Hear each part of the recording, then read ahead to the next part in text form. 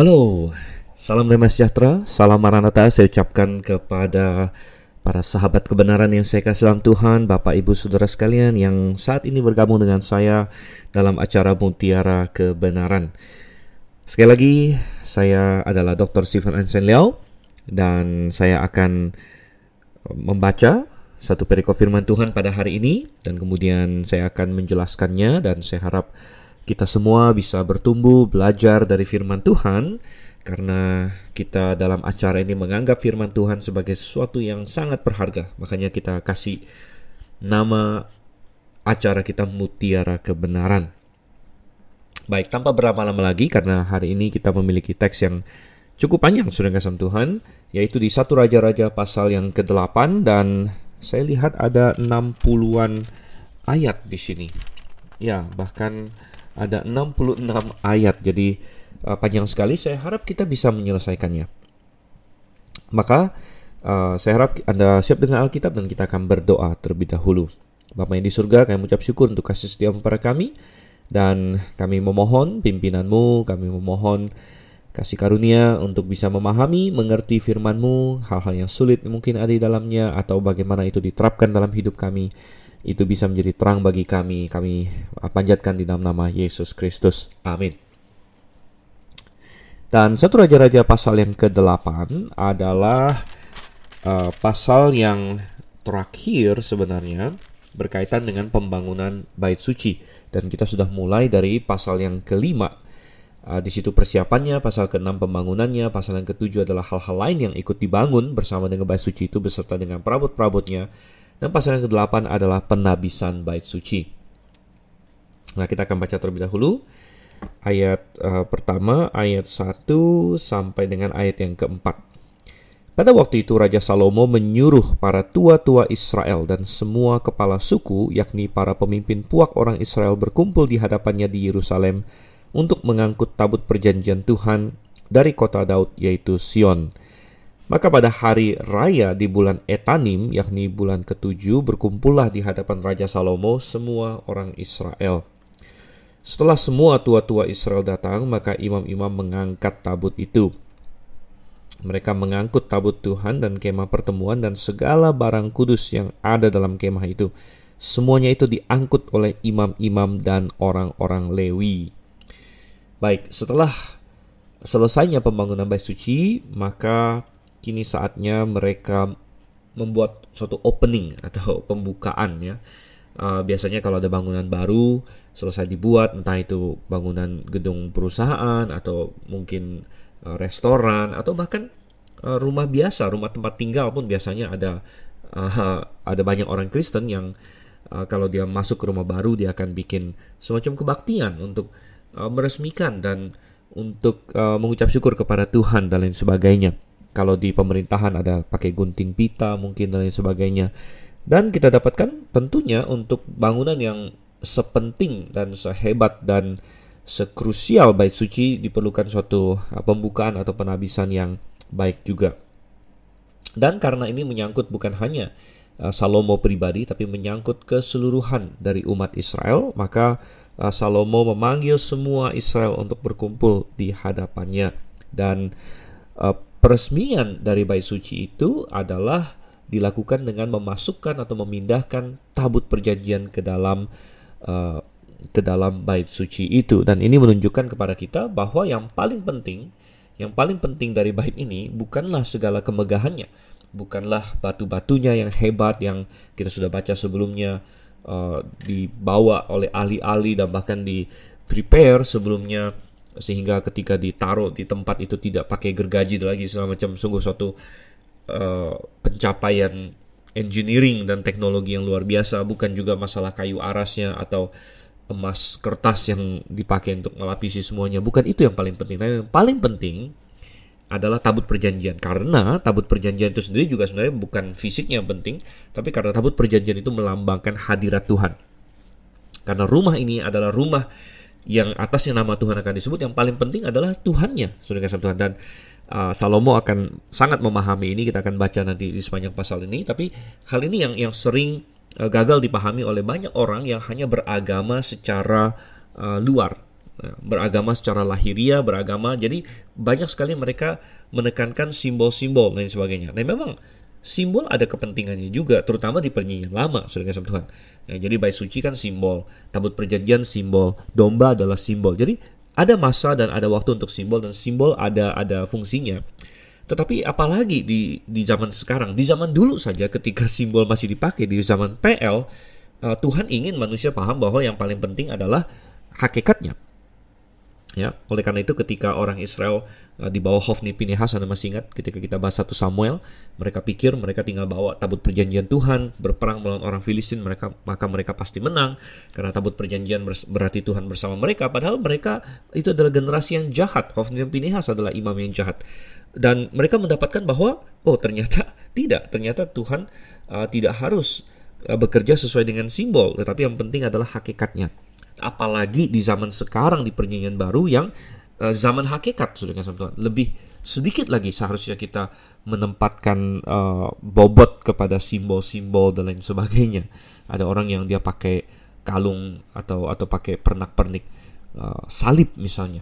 Wah, dari ada banyak pemikiran, salib ya, apalagi di fiksi-fiksi bisa melawan Dracula lah, melawan vampir. Ya semua bohongan tentunya. Tapi salib tidak ada gunanya tanpa hakikatnya. Ya, Anda pegang-pegang salib, tapi Anda kenal tidak siapa yang mati di atas kayu salib itu? Anda punya hubungan pribadi dengan dia atau tidak? Itu yang jauh lebih penting. Ya.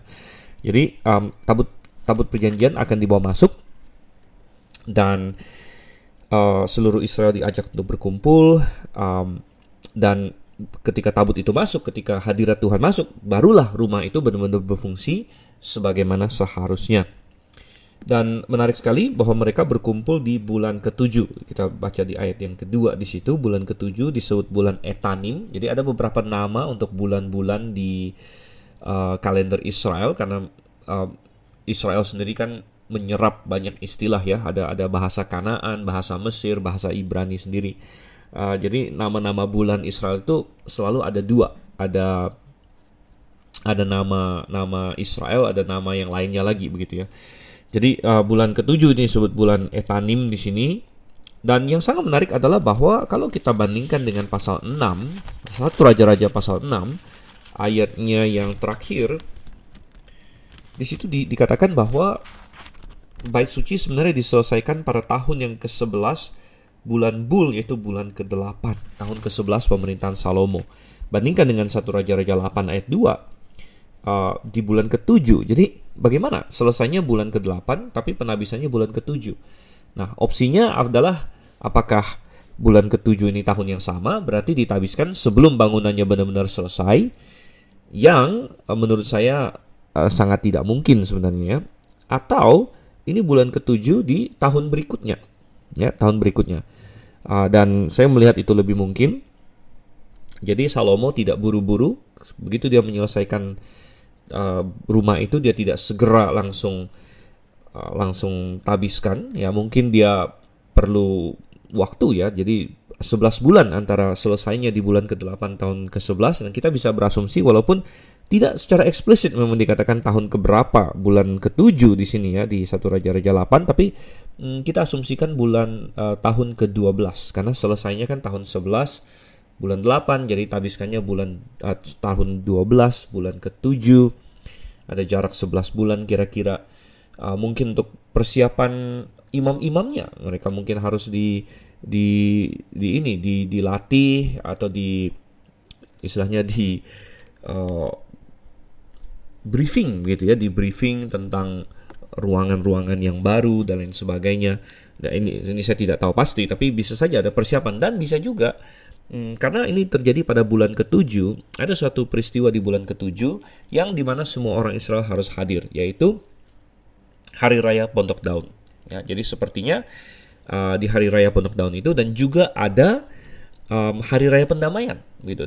Pada Hari Raya Pendamaian, imam besar masuk ke dalam ruang Maha Kudus 1 kali setahun. Jadi sepertinya kita melihat di sini bisa jadi Salomo sengaja menunggu sampai dengan bulan ke-7 di mana ada hari raya Pondok Daun, sehingga semua Israel memang sudah seharusnya berkumpul di Yerusalem.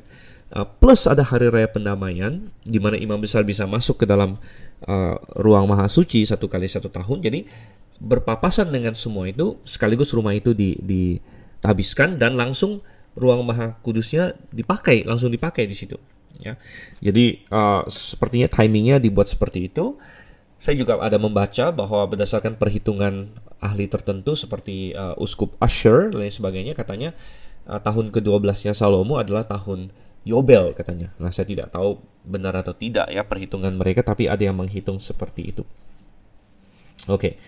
Dan mereka mengangkut ya, tabut itu dipindahkan dari kota Daud. Ingat bahwa Daud lah yang sudah memindahkan tabut itu dari Kiriath Jearim, kemudian dari rumah Obed ya, ada satu orang namanya Obed Edom. Kemudian dia pindahkan lagi ke Yerusalem di kota Daud, yaitu di dekat istana Daud yang lama, yang sebelum Salomo membangun istananya yang baru. Ayat yang keempat, mereka mengangkut tabut Tuhan dan kemah pertemuan ya. Ingat bahwa kita sudah bahas kemah pertemuan adanya di Gibeon sepertinya. Dan segala barang kudus yang ada dalam kemah itu semuanya diangkut oleh imam-imam dan orang-orang Lewi. Jadi di sini kita melihat bahwa Salomo belajar dari kesalahan ayahnya Daud. Karena Daud pernah salah mengangkut tabut itu dengan lembu. Ya, itu suatu kesalahan karena dalam hukum Taurat sudah diatur bagaimana caranya mengangkut tabut itu, yaitu melalui imam-imam dan Bani Kehat. Ya. Oke, jadi kita harus belajar dari kesalahan kita sendiri ataupun kesalahan orang lain. Kadang-kadang ada anak-anak yang lahir di keluarga yang tidak ideal. Ada yang orang tuanya bercerai, ada orang tuanya kacau balau. Dan seringkali kesalahan orang tua bisa menjadi contoh yang buruk bagi anak-anak. Salomo sendiri, ya ada kesalahan-kesalahan bapaknya yang dia teruskan, seperti punya istri banyak dan lain sebagainya. Tetapi puji syukur Salomo juga ada belajar dari kesalahan bapaknya masalah pengangkutan tabut itu. Jadi kembali kepada kita masing-masing ya. Apakah kita mau mengikuti contoh atau teladan buruk dari orang sekeliling kita, entahkah keluarga kita, entahkah pemimpin-pemimpin kita. Kadang-kadang pemimpin Kristen pun bisa jatuh, saudara. Anda pernah melihat seorang gembala sidang berbuat dosa, jatuh dalam dosa? Ya bisa, itu bisa terjadi. Ya tentu kita doakan pemimpin-pemimpin kita supaya mereka tidak jatuh. Tapi kalau misalnya mereka jatuh ya, atau seorang tokoh Kristen yang terkenal jatuh, atau siapapun, nah kita bisa berkata, oh iman saya akan goncang dan sebagainya. Atau kita bisa berkata tidak. Ya, mereka jatuh karena mereka tidak taat pada Tuhan. Dan saya akan belajar dari itu, saya akan taat pada Tuhan. Ya, jadi itu adalah pilihan kita masing-masing. Kita lanjut lagi ayat 5 sampai dengan ayat yang ke-13. Kita baca masih di 1 Raja-Raja pasal 8 tentunya. Tetapi Raja Salomo dan segenap umat Israel yang sudah berkumpul di hadapannya berdiri bersama-sama dengan dia di depan tabut itu, dan mempersembahkan kambing domba dan lembu sapi yang tidak terhitung dan tidak terbilang banyaknya. Kemudian imam-imam membawa tabut perjanjian itu ke tempatnya di ruang belakang rumah itu di tempat maha kudus, tepat di bawah sayap kerub-kerub. Sebab kerub-kerub itu mengembangkan kedua sayapnya di atas tempat tabut itu, sehingga kerub-kerub itu menudungi tabut serta kayu-kayu pengusungnya dari atas. Kayu-kayu pengusung itu demikian panjangnya sehingga ujungnya kelihatan dari tempat kudus yang di depan ruang belakang itu, tetapi tidak kelihatan dari luar, dan disitulah tempatnya sampai hari ini. Dalam tabut itu tidak ada apa-apa selain dari kedua loh batu yang diletakkan Musa ke dalamnya di Gunung Horeb, yakni loh batu bertuliskan perjanjian yang diadakan Tuhan dengan orang Israel pada waktu perjalanan mereka keluar dari tanah Mesir. Ketika imam-imam keluar dari tempat kudus, datanglah awan memenuhi rumah Tuhan, sehingga imam-imam tidak tahan berdiri untuk menyelenggarakan kebaktian oleh karena awan itu, sebab kemuliaan Tuhan memenuhi rumah Tuhan. Pada waktu itu berkatalah Salomo, Tuhan telah menetapkan matahari di langit, tetapi ia memutuskan untuk diam dalam kekelaman. Sekarang aku telah mendirikan rumah kediaman bagimu, tempat engkau menetap selama-lamanya. Oke, jadi rupanya dalam proses penabisan ini, pertama tabut itu dibawa ke pelataran depan bait suci. Jadi belum dimasukkan ke bait suci itu, ditaruh di pelatarannya. Dan kemudian Salomo dan semua yang lain berdiri di situ. Ya tentu tidak bisa semua Israel muat di pelataran, tapi perwakilan di sini ya, kita pahami seperti itu. Dan mereka mempersembahkan kambing domba yang tidak terhitung, tidak terbilang banyaknya. Nanti kalau kita baca terus pasal ini akan disebutkan suatu angka yang fantastis. Nanti kita akan temukan ya. Tapi mereka persembahkan korban yang begitu banyak. Nah, setelah itu semua selesai, barulah tabut itu dibawa masuk, ya, dibawa masuk melewati ruang kudus yang disebut ruang besar atau ruang depan.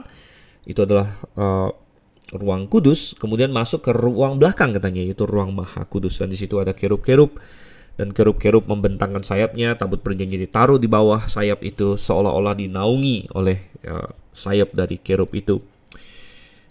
Dan ya, tentu ini semua sekali lagi menggambarkan ya, yang sudah sering kita sebutkan bahwa di masa itu masih ada jarak antara Tuhan dengan manusia karena penyelesaian dosa melalui Yesus Kristus belum selesai, sehingga masih ada ruang kudus, ruang maha kudus. Kita sudah pernah bahas bahwa semua deskripsi tentang bait suci yang di pasal 6 mengenai kayunya, bagaimana emas di dalamnya, bagaimana itu tidak pernah dilihat oleh kebanyakan orang Israel. Yang boleh masuk ke dalam bait suci, ke ruang kudus saja, hanya imam saja yang boleh. Dan itu pun biasa mereka ada gilirannya. Ya, kemudian yang boleh masuk ke ruang maha kudus hanya imam besar. Jadi semua internal dari bait itu tidak bisa dilihat. Dan Salomo juga di sini, kita perhatikan ayat 5 tadi ya, Salomo berdiri di pelataran, di depan rumah itu. Jadi Salomo, walaupun dia yang mendirikan rumah itu dan mungkin pada saat pendiriannya dia sudah sering masuk ke dalamnya, tetapi begitu rumah itu ditabiskan, dia tidak bisa masuk lagi ke dalamnya. Ya, dia tidak bisa masuk ke ruang kudus, apalagi ke ruang maha kudus, itu bisa dibunuh oleh Tuhan. Dan Salomo menghormati ya perbedaan antara imam dengan raja. Ya. Nah, tetapi ini karena Salomo adalah anak Daud yang memang menggenapi perjanjian Daud, tapi bukan penggenapan ultimate. Penggenapan ultimate adalah Yesus Kristus yang menggabungkan sekali lagi jabatan imam dan jabatan raja dalam satu pribadi, sehingga dia adalah raja dan dia adalah imam. Dan Yesus Kristus bukan hanya boleh masuk ke bait suci, dia bahkan masuk ke bait suci yang di sorga, saudara kasih Tuhan. Dan dia menghilangkan kebutuhan akan bait suci, sehingga nanti di Yerusalem baru, Anda buka nanti di Wahyu pasal 21 dan Wahyu pasal 22, dikatakan bahwa di Yerusalem baru, di sorga nanti, kita tidak perlu bait suci lagi karena anak domba itu adalah bait sucinya. Kita bersama-sama dengan Yesus Kristus. Jadi semua yang digambarkan di sini menggambarkan Yesus sebenarnya. Bait suci menggambarkan Yesus, imam menggambarkan Yesus, raja menggambarkan Yesus, domba yang dipersembahkan menggambarkan Yesus, dan sebagainya. Oke, di ayat 9 ada suatu hal yang menarik yang saya dapatkan di sini. Dikatakan di dalam tabut perjanjian itu yang dibawa masuk itu tidak ada apa-apa selain dari kedua loh batu yang diletakkan Musa ke dalamnya di gunung Horeb katanya ya. Dan loh-loh ini berisikan 10 perintah Tuhan yang Tuhan tulis dengan jarinya sendiri di atas gunung Sinai atau gunung Horeb. Sinai dan Horeb adalah nama lain di situ ya. Nah, saya sendiri cukup tertarik akan hal ini karena saya ingat ya, dan akhirnya saya riset bahwa di dalam Ibrani pasal 9 ayatnya yang keempat, kita diberitahu oleh penulis Ibrani yang saya percaya adalah Paulus. Kita diberitahu, saya bacakan di Ibrani 9 ayat 4, di situ terdapat mezbah pembakaran ukupan dari emas dan tabut perjanjian yang seluruhnya disalut dengan emas. Di dalam tabut perjanjian itu tersimpan buli-buli emas berisi mana, tongkat Harun yang pernah bertunas, dan loh-loh batu yang bertuliskan perjanjian. Jadi menurut Ibrani pasal 9 ada 3 barang di dalam tabut perjanjian itu, yaitu buli-buli emas berisi mana, tongkat Harun yang bertunas, dan loh-loh batu. Dan kalau kita baca di kitab Keluaran dan Bilangan, kita memang mendapatkan bahwa waktu Tuhan pertama memberikan mana kepada umat Israel, dia menginstruksikan supaya ada satu buli-buli yang diambil ya. Jadi sedikit mana diambil, disimpan di situ di hadapan Tuhan di situ. Dan tongkat Harun yang bertunas juga ada teksnya, ada perikopnya di dalam kitab Bilangan kalau saya tidak salah, di mana tongkat itu Tuhan suruh untuk disimpan dan dipelihara juga. Sehingga apa yang dikatakan di Ibrani 9 ayat 4 ini memang cocok dengan apa yang di Keluaran dan di Bilangan. Tetapi pertanyaannya adalah kenapa di 1 Raja-Raja pasalnya yang ke-8 ayat yang ke-9 tadi dikatakan bahwa tidak ada apa-apa di dalam tabut itu selain 2 loh batu. Jadi sepertinya ada 2 item yang hilang begitu kan. Dan saya meriset ini dan saya cari pendapat berbagai orang, berbagai komentator dan sebagainya, dan ada berbagai solusi yang cukup kreatif ya. Ada yang berkata bahwa sebenarnya yang mana dan yang tongkat Harun, mana dan tongkat Harun yang bertunas itu tidak benar-benar di dalam tabutnya, tapi di sampingnya atau di luarnya dan lain sebagainya. Yang bagi saya kurang masuk ya. Jadi akhirnya saya sampai pada kesimpulan bahwa awalnya ada 3 benda di situ. Ya, tetapi sampai dengan zaman Salomo rupanya tinggal 1 benda, yaitu kedua loh batu. Jadi ada 2 yang sudah hilang. Dan kenapa mereka hilang tentu kita tidak dikasih tahu, tapi kita harus paham bahwa tabut ini kan sudah melalui berbagai hal, begitu ya. Sudah dibawa keliling-keliling di padang gurun, kemudian pernah direbut oleh orang Filistin, masih ingat tidak? Kemudian waktu dikembalikan pun ada orang-orang di kota Kiryat itu yang mencoba membuka dan melihat tabut itu dan lain sebagainya. Jadi kita tidak dikasih tahu kenapa atau bagaimananya, tapi rupanya buli-buli berisi mana dan tongkat Harun yang bertunas itu sudah tidak ada lagi di dalam tabut itu sampai dengan zamannya Salomo. Minimal itu adalah kesimpulan yang saya dapatkan. Nah, tetapi lebih penting daripada masalah kesimpulan ini adalah apa kesimpulannya, begitu kan? Apa kesimpulannya? Nah, bagi saya menarik suatu kesimpulan. Apa fungsi mana dan tongkat Harun yang ada di situ? Ya, itu kan sebagai peringatan kepada Israel ya, untuk mengingatkan mereka bahwa hal-hal ini pernah terjadi, gitu kan?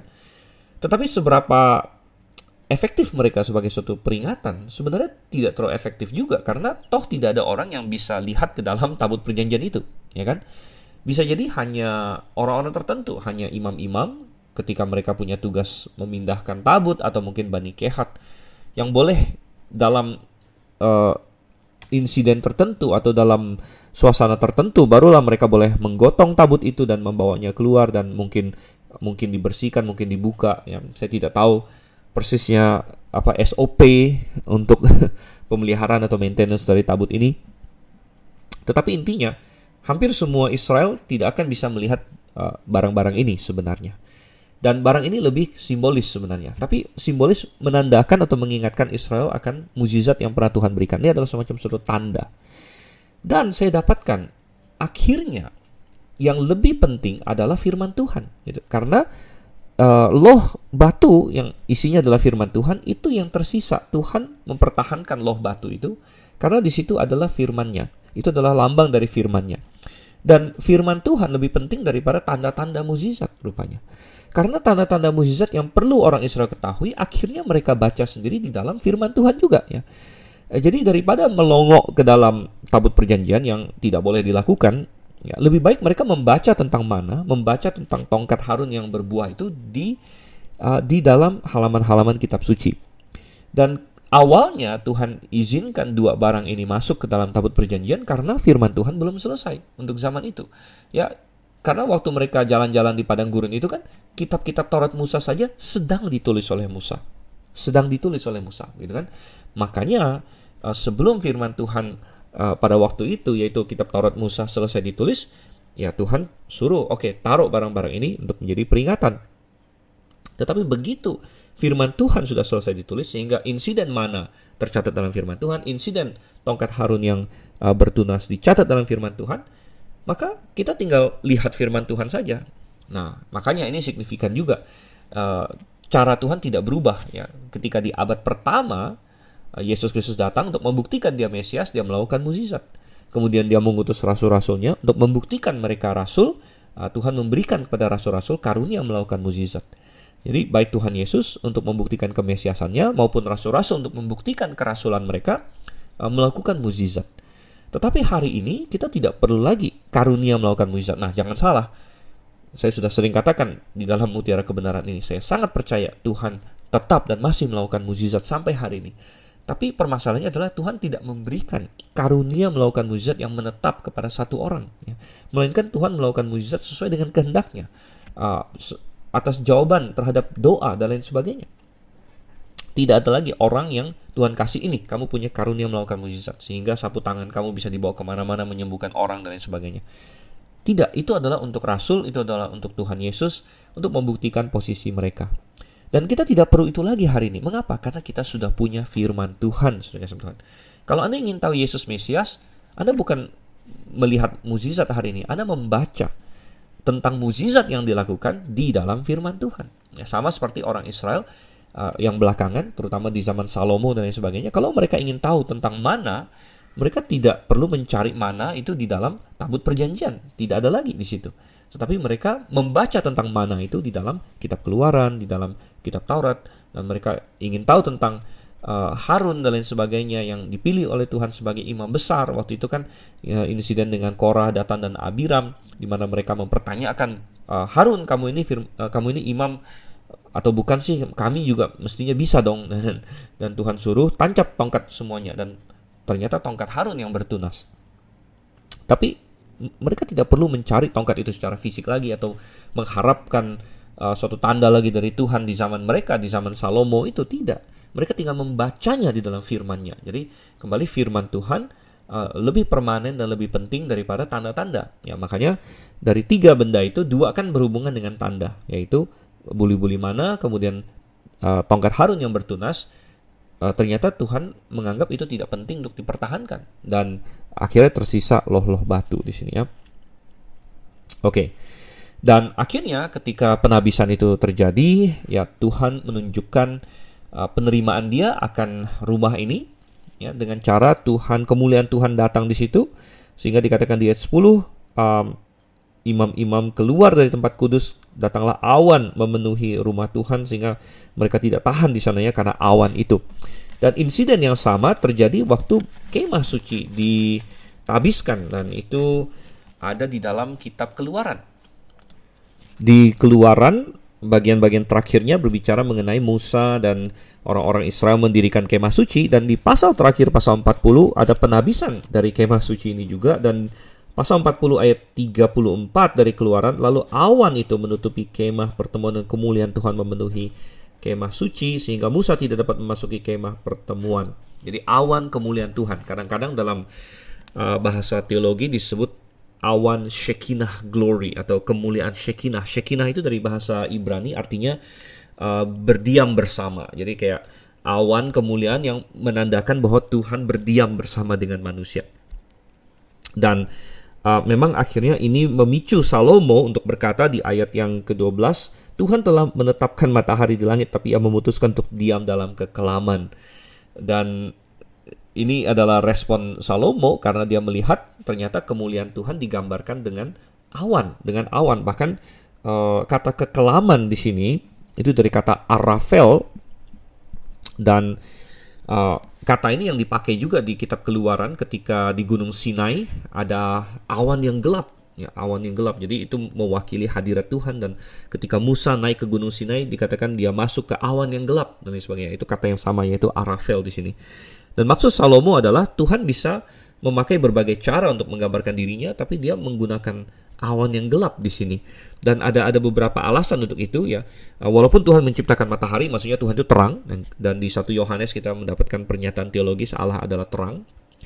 Tapi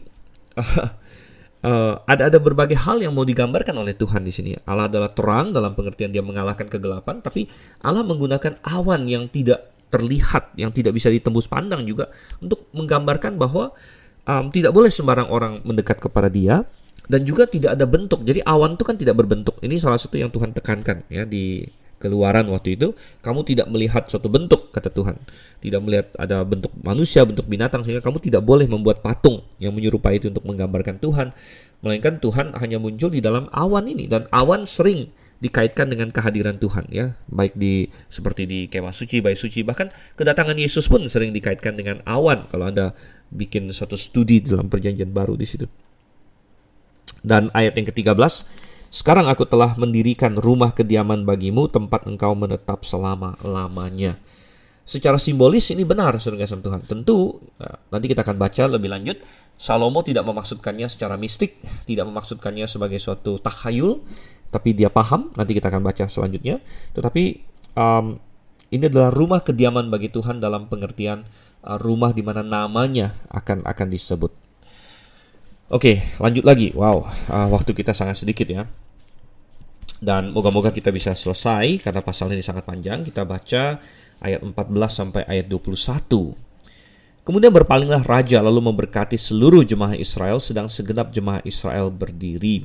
Ia berkata, terpujilah Tuhan Allah Israel yang telah menyelesaikan dengan tangannya apa yang difirmankannya dengan mulutnya kepada Daud ayahku demikian. Sejak aku membawa umatku Israel keluar dari Mesir, tidak ada kota yang kupilih di antara segala suku Israel untuk mendirikan rumah di sana sebagai tempat kediaman namaku, tapi aku telah memilih Daud untuk berkuasa atas umatku Israel.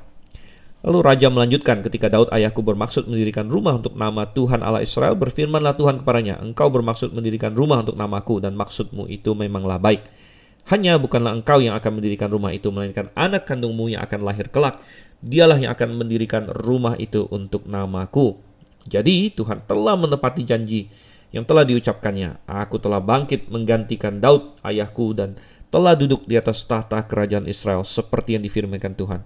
Aku telah mendirikan rumah ini untuk nama Tuhan Allah Israel dan telah menyediakan di sana tempat untuk tabut yang memuat perjanjian yang telah diadakan Tuhan dengan nenek moyang kita ketika mereka dibawanya keluar dari tanah Mesir.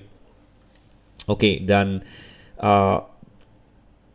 untuk penabisan bait suci ini, Salomo memberikan suatu pidato atau ceramah kepada Israel untuk memberitahu mereka signifikansi dari rumah ini. Ya, signifikansi ini bukan suatu bangunan biasa, ini bukan rumah biasa, tapi ada signifikansi yang luar biasa. Di mana signifikansinya adalah digenapinya janji Tuhan bagi orang Israel. Dan ini adalah tema yang sangat penting, tema yang berulang, bahwa Tuhan adalah Tuhan yang memenuhi perjanjiannya. Dan ini kita dapatkan terus sepanjang zaman, ya. Dan ini ada kaitannya dengan sifat Tuhan, ya. Dan orang sering berkata Tuhan itu maha kuasa, jadi Tuhan bebas melakukan apa saja.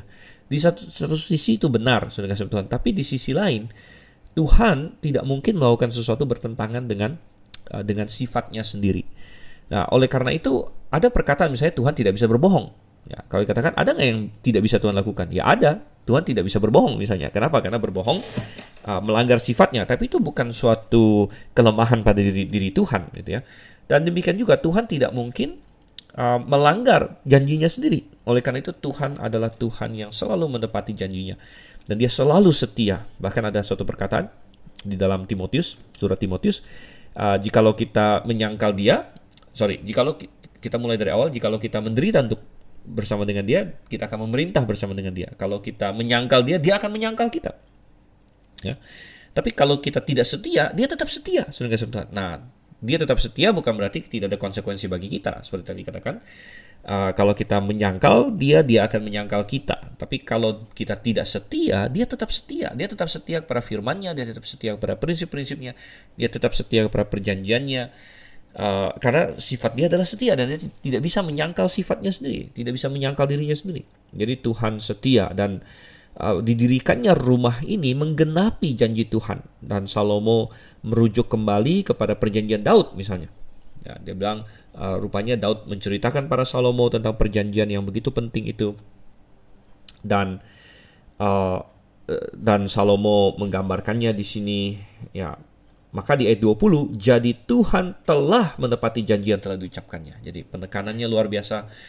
Oleh karena itu kalau kita punya janji-janji Tuhan, kita bisa berpegang padanya dengan sepenuh hati. Ya. Ketika Yosua, masih ingat di Mutiara Kebenaran seri Yosua, ketika Yosua masuk membawa Israel ke tanah Kanaan, tema yang berulang juga adalah bahwa Tuhan menepati janjinya untuk memberikan tanah kepada orang Israel, ya kan? Dan didirikannya bait suci ini sebenarnya semacam pemuncak bahwa ini benar-benar sekarang Tuhan sudah menggenapi janjinya karena mereka sudah diberikan tanah.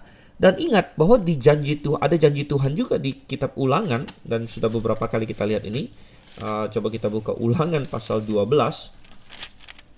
Ulangan pasal 12 bahwa Tuhan akan, ayat 5, Ulangan 12 ayat 5, tetapi tempat yang akan dipilih Tuhan Allahmu dari segala sukumu sebagai kediamannya untuk menegakkan namanya di sana, tempat itulah harus kamu cari dan kesanalah harus kamu pergi. Jadi Tuhan sudah mengantisipasi bahwa suatu hari dia akan memilih suatu tempat untuk namanya. Dan ini sudah digenapi, di hari Salomo menabiskan bait suci itu. Sehingga benar-benar genap gitu. bukan saja orang Israel mendapat tanah, tetapi yang lebih penting lagi adalah Tuhan secara permanen tinggal bersama dengan mereka. Gitu. Namanya ada di sana bersama dengan mereka. Ya, jadi dimanapun sebenarnya kita berada, yang penting adalah Tuhan bersama dengan kita. Gitu. Jadi didirikannya rumah atau bait suci ini bahkan lebih penting mungkin daripada mereka sekedar mendapatkan tanah Kanaan itu. Ya, karena ini mengindikasikan perkenanan Tuhan pada mereka, mengindikasikan bahwa Tuhan diam bersama dengan mereka, dan ini hal yang penting sekali. Oke, kemudian kita baca lagi lebih lanjut ayat 22. Nah, ayat 22 sampai 53 ini panjang ya, tapi kita akan baca. Kita tidak akan baca semua sekaligus. Ini adalah doa Salomo. Jadi Salomo setelah dia berbicara pada umat Israel, kemudian dia berbicara pada Tuhan. Dia berdoa kepada Tuhan. Oke, kita baca dulu. Nanti kita akan stop akan membuat beberapa stop di sini, tapi seluruh doa Salomo ini adalah sampai dengan ayat yang ke-53. Jadi ini doa yang panjang dan salah satu doa yang agung, doa yang sangat signifikan di dalam Perjanjian Lama. Ayat 22, kemudian berdirilah Salomo di depan mezbah Tuhan di hadapan segenap jemaah Israel, ditadahkannya lah tangannya ke langit. Oke, jadi kalau kita baca di sini, Salomo berdiri di depan mezbah Tuhan. Nanti kita akan lihat ayat 54. Lompat sedikit ya, ketika Salomo selesai memanjatkan segala doa dan permohonan itu kepada Tuhan, bangkitlah ia dari depan mezbah Tuhan setelah berlutut dengan menadahkan tangannya ke langit. Jadi rupanya dia mulai dengan berdiri, tapi sambil dia berdoa, sepertinya dia berlutut, begitu ya.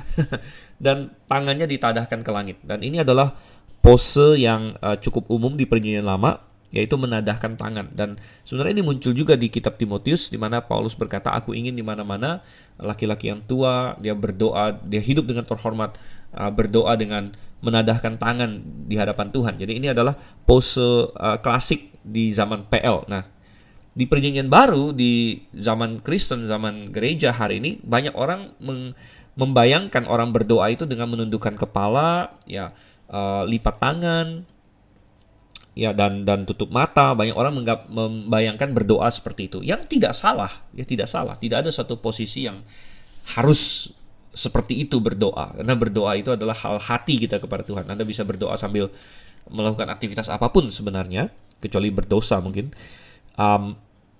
Tetapi ada satu hal yang aneh, bukan aneh sih, menarik ya. Ada satu hal yang menarik bahwa biasanya di Perjanjian Lama orang berdoa itu melihat ke langit. Ya, tidak harus tutup mata bahkan. Seringkali mereka melihat ke langit, seringkali mereka menadahkan tangannya. Sedangkan di Perjanjian Baru banyak orang Kristen minimal berdoa dengan tundukkan kepala justru dan lipat tangan ya. Sekali lagi tidak ada yang benar atau salah di sini. Ini hanya menarik saja. Oke, lanjut lagi ayat 23. Lalu berkata, ya Tuhan Allah Israel, tidak ada Allah seperti Engkau di langit di atas dan di bumi di bawah. Engkau yang memelihara perjanjian dan kasih setia kepada hamba-hambamu, dan yang dengan segenap hatinya hidup di hadapan-Mu. Engkau yang tetap berpegang pada janji-Mu terhadap hamba-Mu Daud, ayahku, dan yang telah menggenapi dengan tangan-Mu apa yang Kau firmankan dengan mulut-Mu, seperti yang terjadi sekarang ini. Oke, jadi Salomo memulai doanya dengan memuji Tuhan dan menyatakan sifat-sifat Tuhan, menunjukkan dia paham tentang Tuhan. Dan ada banyak doa di Perjanjian Lama yang seperti itu. Dan ini memberikan petunjuk bagi kita bagaimana kita memulai doa-doa kita. Ya, kita mulai doa kita dengan pujian kepada Tuhan dan memahami sifat Tuhan. Anda ingat ketika Abraham berdoa untuk Sodom, dia berkata, dia memanggil Tuhan adalah hakim yang adil, dan dia membasiskan doanya kepada sifat Tuhan sebagai hakim yang adil. Ketika Daniel berdoa kepada Tuhan, ya, dan meminta ampun atas dosa umatnya, dia juga mendasarkannya kepada sifat Tuhan dan janji-janji Tuhan. Ya, jadi ini adalah teladan yang baik bagi kita, ya, menunjukkan juga bahwa kita mengenal Bapa kita di sorga, kita tahu dia Allah yang seperti apa. Dan Salomo menggambarkan dia bahwa dia adalah Allah yang unik, ya, yang berbeda dari semua ilah-ilah palsu yang dibuat oleh dunia ini yang tidak punya kemampuan apa-apa, ya, dan menyelamatkan dirinya sendiri saja tidak bisa. Patung-patung itu, berhala-berhala itu, apalagi mau menyelamatkan umatnya. Sedangkan Yehova dikatakan di sini, Yehova Allah Israel, tidak ada yang seperti Engkau, tidak ada Allah seperti Engkau di langit, di atas, di bumi, di bawah, memelihara perjanjian dan kasih setia. Jadi Allah bukan hanya dia maha kuasa, dia mampu memelihara firman-Nya, tapi dia maha baik, maha kudus, dan pasti memelihara firman-Nya. Ya, sekali lagi, seperti yang kita katakan tadi, suatu penekanan kepada sifat setia Tuhan, memelihara perjanjian, termasuk fakta bahwa Salomo duduk di atas tahta Daud, kemudian mendirikan rumah bagi Tuhan, itu sudah dinubuatkan di 2 Samuel pasal 7. Tuhan bilang, aku akan mendirikan rumah bagimu. Ya, Daud ingin mendirikan rumah bagi Tuhan, kita sudah ulang-ulang tekankan ini, tapi Tuhan bilang tidak, aku yang akan dirikan rumah bagi kamu. Wow, luar biasa, saudara-saudara, betapa diberkatinya Daud. Tapi itu Tuhan melihat hati dia yang begitu indah, begitu beriman, begitu mengasihi dia, dan Tuhan bilang, aku akan menghargai hatimu ini. Sama seperti Tuhan melihat hati Abraham yang rela memberikan anaknya kepada Tuhan. Tuhan bilang, oh, aku sudah paham hatimu Abraham, aku akan berkati kamu. Dan Tuhan juga melihat hati Salomo yang di pasal 3 yang merindukan hikmat, dan Tuhan bilang, oke, aku paham apa yang engkau inginkan, oleh karena itu aku akan memberkati engkau. Dan kita harus paham bahwa kita hidup di hadapan Tuhan yang melihat hati kita. Ya, kita nggak bisa sembunyikan, kita nggak bisa, oh, saya mau seperti Abraham, saya mau seperti Daud, saya mau seperti Salomo. Tapi itu hanya lip service, itu hanya maksudnya hati kita bukan itu, hal-hal itu yang sungguh kita rindukan. Kita nggak bisa bohongin Tuhan, saudara. Kita bisa bohongin orang lain, kita tidak bisa bohongin Tuhan. Tuhan melihat hati kita, dan dia akan memberkati kita sesuai dengan hati kita, seperti dia memberkati Daud. Dan fakta bahwa Salomo mendirikan bait suci sebagai raja, itu menggenapi janji Tuhan kepada Daud. Daud, kamu akan mati, kamu akan dikumpulkan kepada nenek moyangmu, aku akan membangkitkan anakmu, dia yang akan mendirikan rumah itu. Itu sudah digenapi. Boom, Salomo berkata, Tuhan, engkau adalah Allah yang setia. Oke, ya.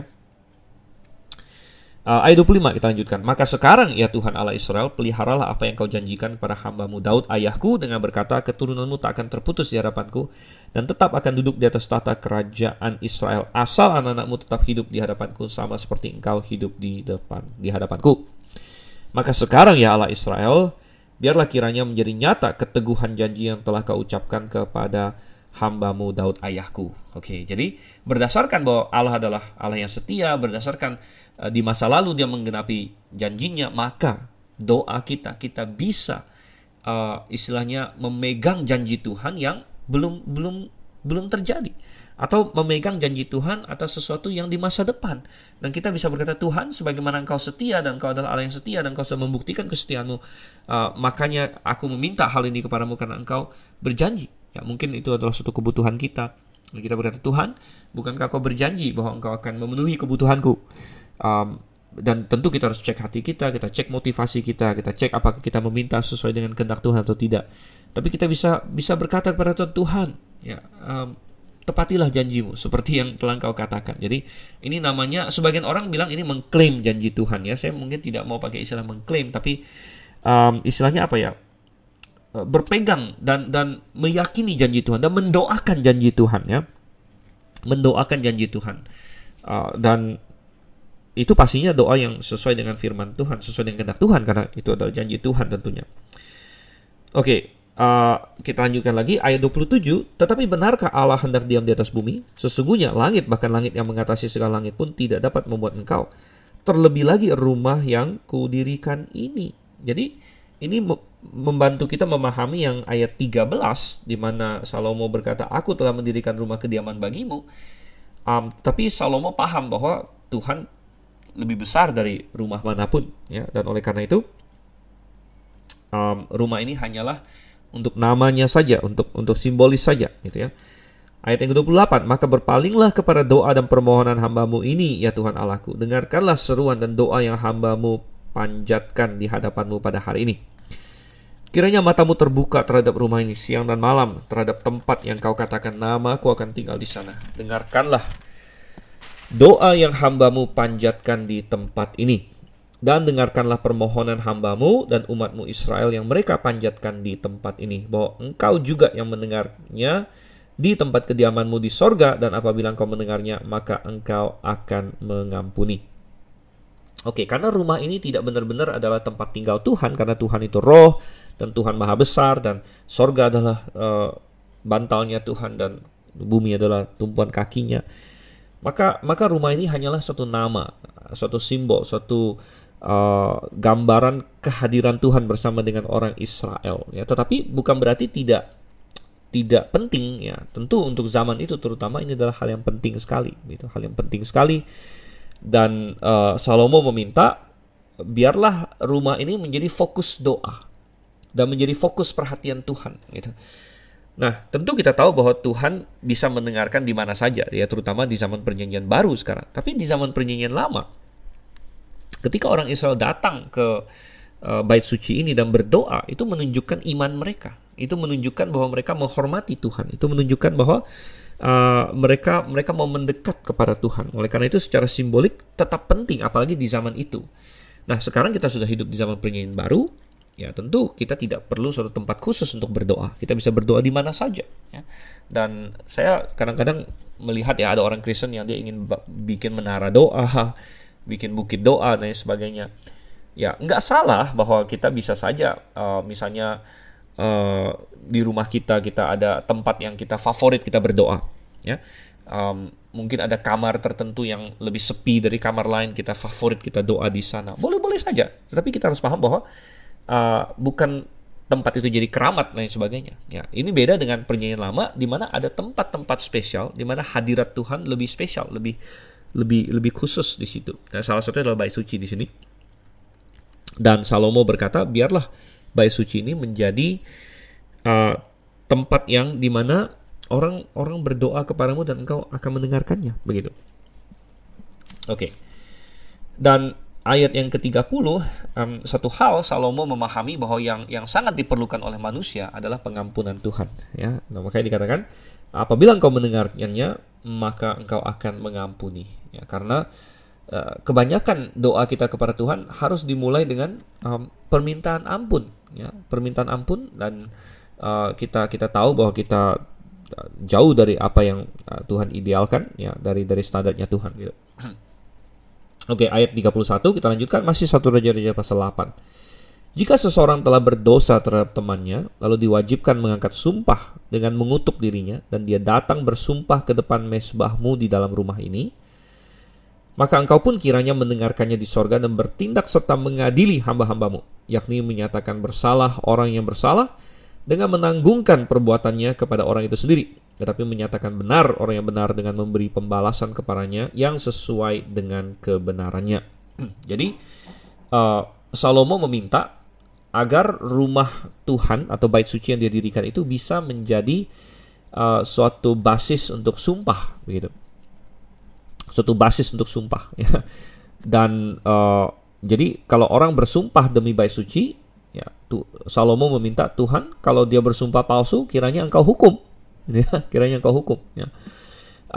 Dan sebenarnya orang-orang Farisi di zaman Tuhan Yesus sempat membuat semacam loophole, ya, atau semacam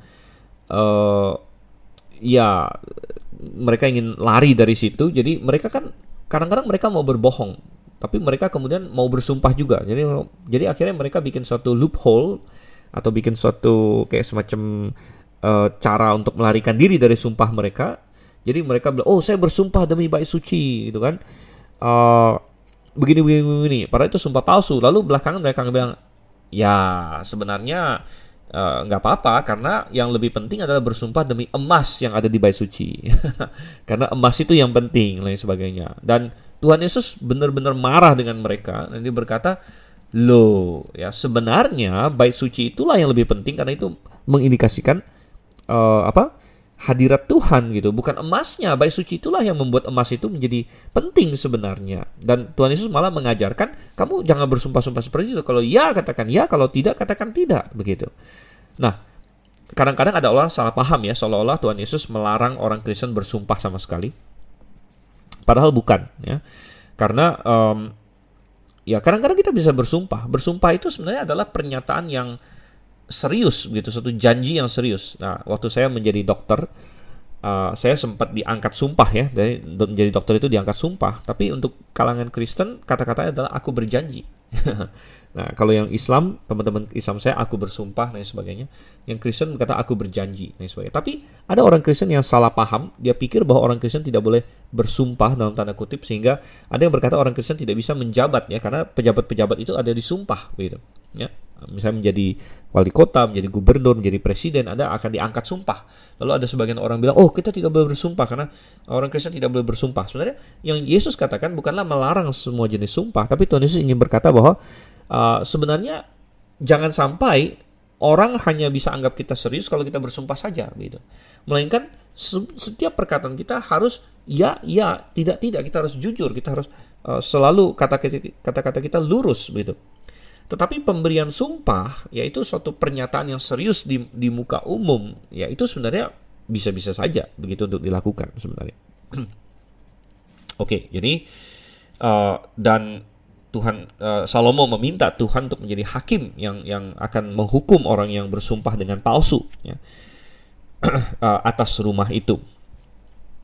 Oke, lanjut ayat yang ke-33. Apabila umatmu Israel terpukul kalah oleh musuhnya karena mereka berdosa kepadamu, kemudian mereka berbalik kepadamu dan mengakui namamu, dan mereka berdoa dan memohon kepadamu di rumah ini, maka engkau pun kiranya mendengarkannya di sorga dan mengampuni dosa umatmu Israel dan mengembalikan mereka ke tanah yang telah kau berikan kepada nenek moyang mereka. Oke. Jadi Salomo mengantisipasi bahwa suatu kali bisa jadi orang Israel kalah oleh musuh, ya kan? Dan kalau mereka kalah, kalau orang Israel kalah itu pasti karena mereka meninggalkan Tuhan. Anda boleh cek semua peperangan Israel, ya, melawan musuh luar.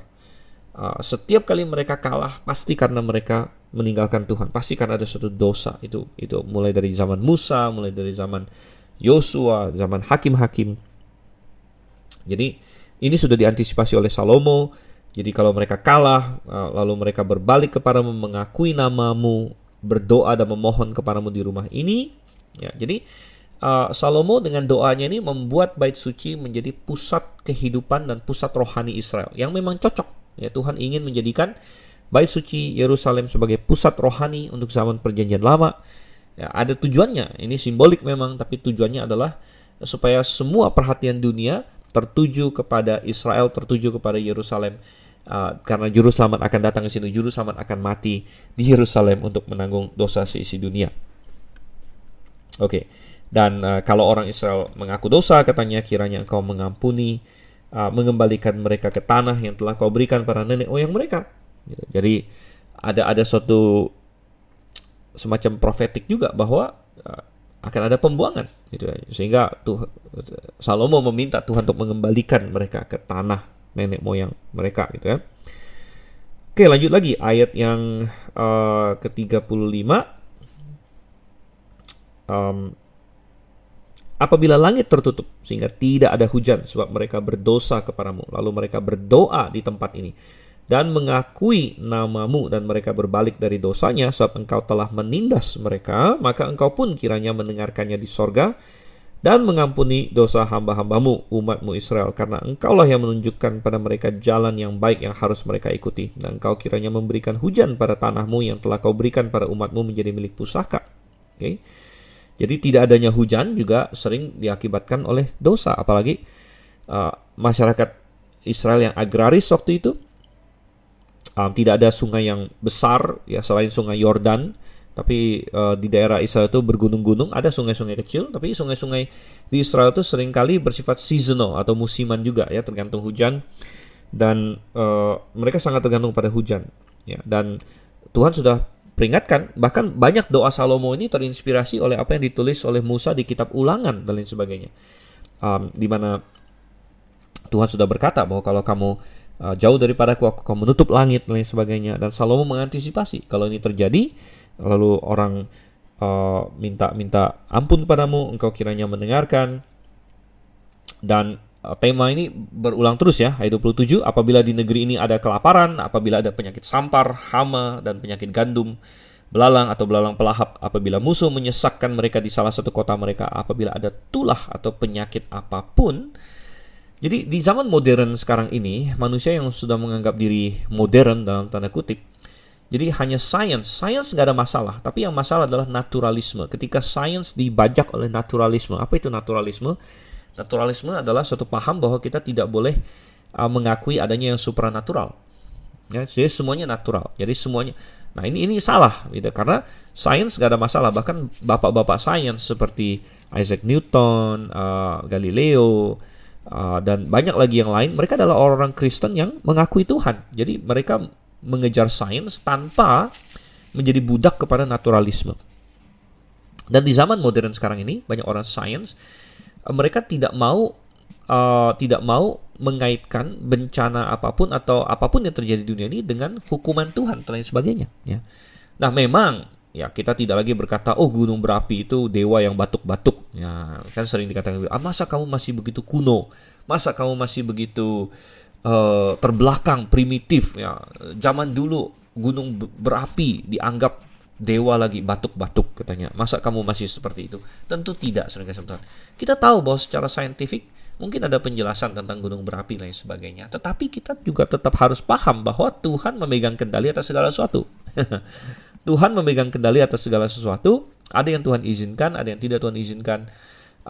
Dan apa yang terjadi di dunia ini. Oleh karena itu kita tetap berkata bahwa ya kita meminta pertolongan Tuhan. Kita meminta penyertaan Tuhan. Dan ketika hal-hal terjadi, ya dan Tuhan bisa memakai bencana alam sebagai hukuman. Bisa. Tuhan bisa memakai itu. Ya. Dan Tuhan bisa memakai berbagai hal menjadi berkat bagi kita. Ya. Sehingga kita tetap perlu humble. Ya, rendah hati. Jangan berpikir, oh saya sudah punya sains, manusia sudah punya sains, kita tidak perlu Tuhan lagi. Oke, ayat yang ke-38. Lalu seseorang atau segenap umatmu Israel ini memanjatkan doa dan permohonan di rumah ini dengan menadahkan tangannya. Karena mereka masing-masing mengenal apa yang merisaukan hatinya sendiri. Nah, saya sangat tertarik dengan kata ini ya. Masing-masing mengenal apa yang merisaukan hatinya sendiri. Kata merisaukan hati itu persis kata yang sama dengan kata tulah di ayat 37 ya. Apabila ada tulah atau penyakit apapun. Kata tulah itu dari bahasa Ibrani nega. Jadi karena masing-masing mengenal, ayat 38, masing-masing mengenal tulah hatinya sendiri secara literal gitu. Jadi ada tulah yang nampak luar, ada tulah atau hal-hal yang menggerogoti dari dalam hati yang tiap-tiap orang miliki sendiri. Dan entah itu rasa bersalah, entah itu pergumulan melalui satu hal dan hal, tapi semuanya boleh dibawa kepada Tuhan. Nah ini indahnya, kita bisa berdoa karena Tuhan bukan hanya tahu eksternal, Tuhan tahu internal kita. Segala sesuatu bisa kita bawa kepada Tuhan. Maka engkau pun kiranya mendengarkannya di sorga, tempat kediamanmu yang tetap, dan engkau kiranya mengampuni, bertindak dan membalaskan kepada setiap orang sesuai dengan segala kelakuannya, karena engkau mengenal hatinya. Nah, ini yang tadi kita tekankan kan, Tuhan mengenal hati manusia. So engkau sajalah yang mengenal hati semua anak manusia. Oh, boom, sini ya. Supaya mereka takut akan engkau selama mereka hidup di atas tanah yang telah kau berikan para nenek moyang kami. Oke, ayat 41. Juga apabila seorang asing yang tidak termasuk umatmu Israel datang dari negeri jauh oleh karena namamu, sebab orang akan mendengar tentang namamu yang besar dan tentang tanganmu yang kuat dan lenganmu yang teracung, dan ia datang berdoa di rumah ini, maka engkau pun kiranya mendengarkannya di sorga, tempat kediamanmu yang tetap, dan engkau kiranya bertindak sesuai dengan segala yang diserukan kepadamu oleh orang asing itu, supaya segala bangsa di bumi mengenal namamu, sehingga mereka takut akan engkau sama seperti umatmu Israel, dan sehingga mereka tahu bahwa namamu telah diserukan atas rumah yang telah kudirikan ini. Ada suatu penekanan misionaris di sini. Salomo memahami bahwa Tuhan memilih Israel bukan supaya Israel doang yang selamat, tapi supaya Israel menyelamatkan bangsa-bangsa lain. Dan itu sudah dimulai di zaman Daud dan diteruskan oleh Salomo. Banyak bangsa yang kenal akan hikmat Salomo datang ingin belajar, dan di situ ada kesempatan baik untuk memperkenalkan Jehovah, Allah yang benar ya. Dan Salomo mengantisipasi kalau orang asing datang pun mencari engkau kiranya mendengarkan mereka. Dan Tuhan tentu senang akan hal ini. Oleh karena itu Tuhan Yesus begitu marah ketika orang-orang di zamannya menyalahgunakan pelatarannya untuk bangsa-bangsa asing ini. Jadi di bait suci ada pelataran yang paling luar, itu adalah pelataran untuk bangsa-bangsa asing. Mereka tidak boleh masuk lebih dalam lagi. Dan disitulah bangsa-bangsa lain boleh mencari Tuhan. Tetapi kemudian pelataran itu dijadikan tempat berjualan, sehingga orang-orang asing tidak punya tempat untuk mencari Tuhan. Dan Yesus marah sekali di situ ya. Dan di insiden yang dicatat dalam Injil, dia membongkar bangkir dan mengusir para penjual di situ. Ayat 44, apabila umatmu keluar untuk berperang melawan musuhnya ke arah manapun kau menyuruh mereka, dan apabila mereka berdoa kepada Tuhan dengan berkiblat ke kota yang telah kau pilih dan ke rumah yang telah kudirikan bagi namamu, maka engkau kiranya mendengarkan di sorga doa dan permohonan mereka, dan Engkau kiranya memberikan keadilan kepada mereka. Nah, ini adalah asal-usul kiblat. Hari ini ada banyak agama atau agama tertentu, mereka kiblat. Mereka kalau doa, mereka kiblat ke arah tertentu, ya, ke arah kota tertentu. Tapi sebenarnya itu dimulai oleh doanya Salomo, ya, bahwa berdoa ke arah Yerusalem, ke arah rumah itu. Dan Tuhan mengabulkan doa Salomo, dan akhirnya memang orang Israel doa kiblat ke Yerusalem. Kita baca itu di Daniel dan sebagainya. Nah, kita tahu bahwa sebenarnya mengarah kemanapun Tuhan kan mendengarkan, karena Tuhan itu roh, Tuhan itu maha tahu, Tuhan maha hadir. Dan tidak mungkin juga kalau misalnya kita lagi kecelakaan, lagi dalam mara bahaya, lagi emergency, lalu mau doa kita lihat-lihat dulu ke arah mana, kan tidak mungkin. Sebenarnya Tuhan itu hakikat, ya, tapi ini secara simbolik memang Tuhan taruh seperti ini. Kiblat itu adalah kepentingannya sama seperti yang kita katakan tadi, supaya semua orang ingat terus akan Yerusalem, ingat terus akan rumah ini, karena Tuhan akan mengirim Yesus Kristus untuk mati dari kayu salib tidak jauh dari rumah ini. Oke. Ayat 46. Apabila mereka berdosa kepadamu, karena tidak ada manusia yang tidak berdosa. Ini adalah di dalam perjanjian lama, pernyataan yang sama dengan Roma 3 ayat 10, Roma 3:23. Tidak ada seorang pun yang benar, semua sudah berdosa, sudah kehilangan kemuliaan Allah. Ini pernyataan perjanjian lama yang cocok dengan itu, ya. Tidak ada manusia yang tidak berdosa.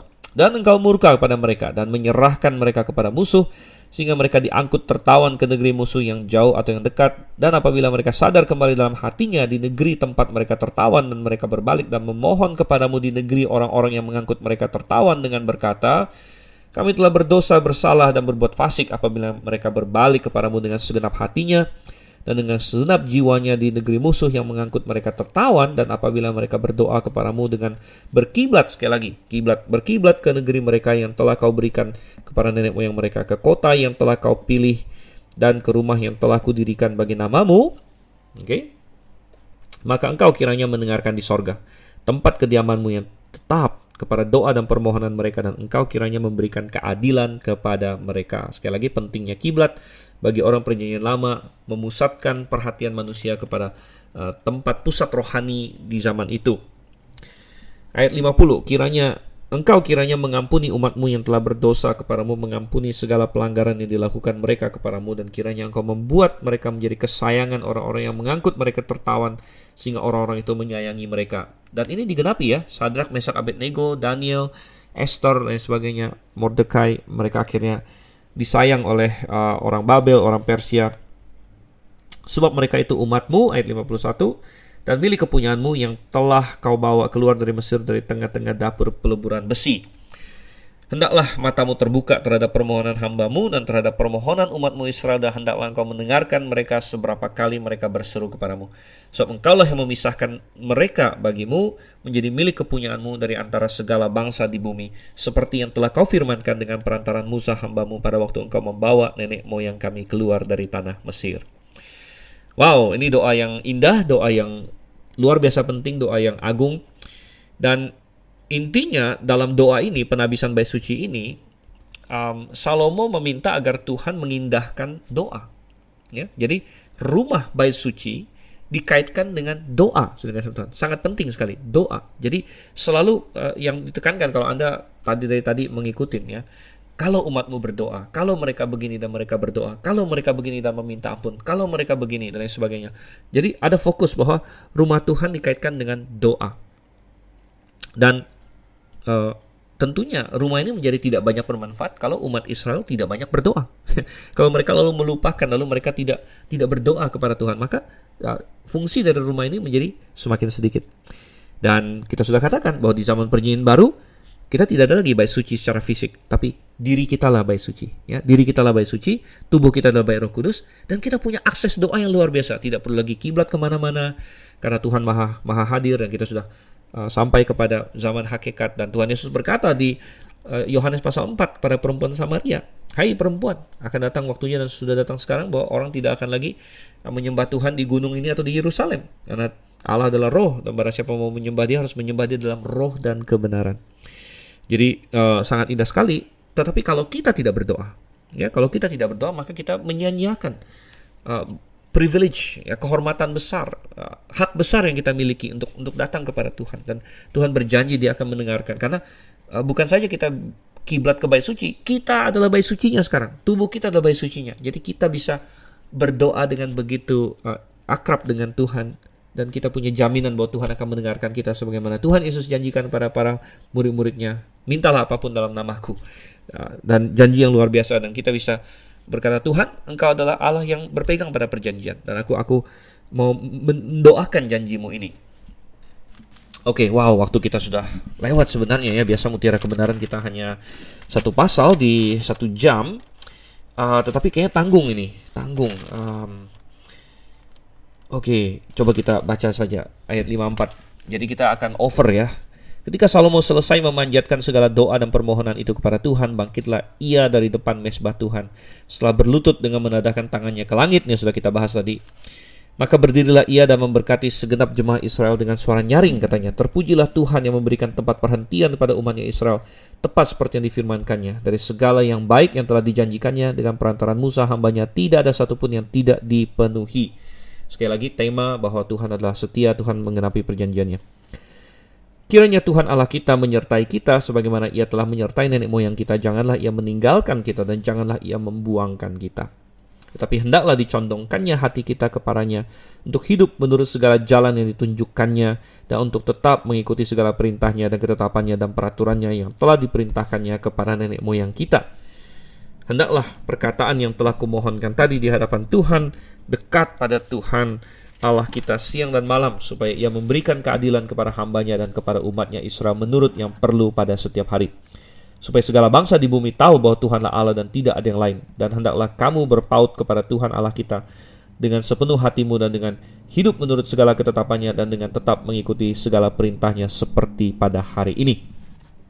Oke, jadi apa signifikansinya bahwa Tuhan setia? Ya, kalau signifikansinya Tuhan setia, maka kita perlu hidup sesuai dengan firman-Nya. Ya, kenapa? Ya, karena Dia sudah berjanji dalam firman-Nya akan memberkati kita, ya, akan memberikan kita sukacita dan damai ketika kita hidup bersama dengan Dia dan memberkati kita. Dan Tuhan juga berjanji mengenai Israel bahwa Dia akan menghukum Israel kalau mereka jauh daripadanya. Jadi Salomo menyadari ini, sehingga ketika dia berkata, Tuhan, Kau adalah Allah yang setia, oleh karena itu condongkanlah hati kami. Ini permintaan dia, ya, jaga kami, ya. Dan tapi ini bukan hanya masalah Tuhan secara deterministik membuat kita setia pada Dia, bukan, tapi ini adalah tanggung jawab manusia juga. Makanya di ayat yang ke-61, hendaklah kamu berpaut kepada Tuhan Allah kita, ya.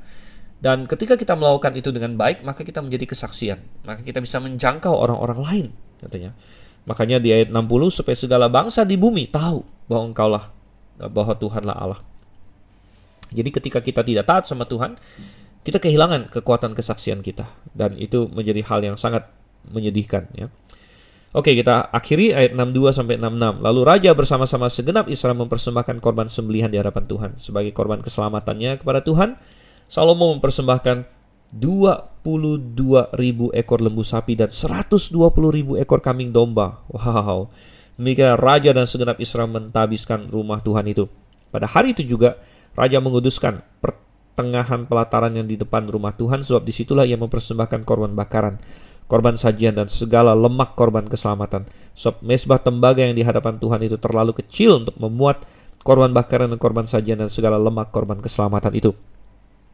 Lalu Salomo mengadakan perayaan pada waktu itu juga di hadapan Tuhan Allah kita selama 7 hari bersama-sama dengan seluruh Israel, suatu jemaah yang besar dari jalan masuk ke Hamat sampai ke sungai Mesir. Pada hari yang ke-8 disuruhnya bangsa itu pergi, maka mereka memohon berkat untuk raja, lalu pulang ke kemah mereka sambil bersukacita dan bergembira atas segala kebaikan yang telah dilakukan Tuhan kepada Daud hambanya dan kepada orang Israel umatnya. Tadi saya sudah singgung bahwa jumlah binatang yang mereka sembelih luar biasa fantastis.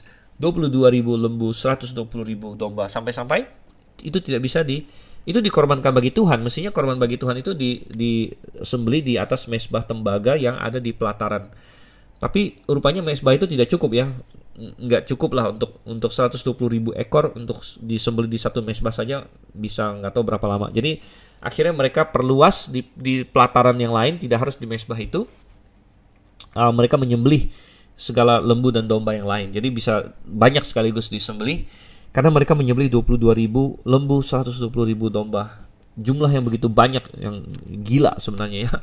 Dan dari penyembelihan itu Ada yang dibakar untuk Tuhan, ya lemak-lemaknya dibakar. Ada sebagian untuk bagian imam dan para orang Lewi, dan sebagian diberikan pada orang Israel. Dan rupanya itu cukup untuk memberi makan seluruh Israel sampai lebih dari 1 minggu bahkan, ya lebih dari 1 minggu. Dan akhirnya mereka dipulangkan masing-masing ke tempat masing-masing, dan mereka memberkati Tuhan, dan bangsa itu juga memberkati Raja Salomo. Boleh dibilang ini adalah puncak pemerintahan Salomo, ya. Kalau kita bilang puncak Daud di 2 Samuel adalah 2 Samuel pasal 7, di perjanjian Daud di situ, dan puncak Salomo adalah ketika perjanjian Daud itu digenapi, minimal sebagiannya digenapi pada diri Salomo, di mana dia duduk di atas tahta Daud dan mendirikan bait suci bagi Tuhan. Oke, banyak sekali yang telah kita bahas, waktu kita juga sudah lewat. Kiranya Anda mendapat manfaat dan terus menerapkan firman Tuhan dalam kehidupan kita. Sampai bertemu di sesi selanjutnya. Saya Dr. Stephen Liao. Maranatha.